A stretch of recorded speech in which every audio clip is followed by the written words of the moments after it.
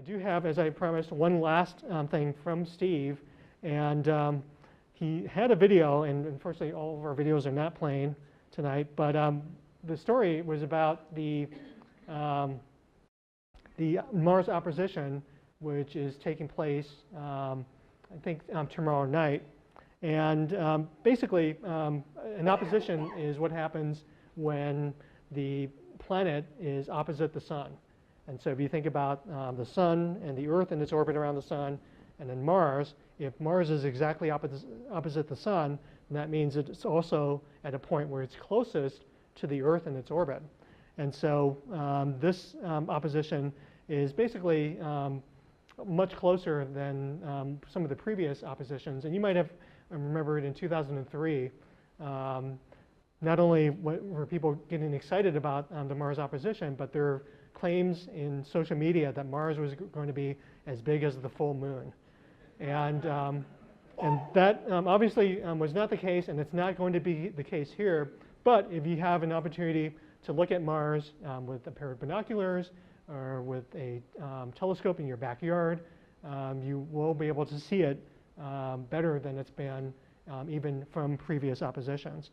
And here is just a comparison of what Mars looked like back in May versus what it looked like will look like tomorrow night. And Mars is pretty easy to spot. It's in the southern sky after the sun sets, and it's the reddish dot, and it's actually pretty low towards the horizon, because this particular opposition has Mars being much more to the south than it's been at other times. But what's also nice is that we do have lots of planets up in the sky. So in addition to Mars, you will also be able to see Saturn, and I think Jupiter is up. And then if you pay really close attention, you should be able to spot Venus and Mercury over this next month as well.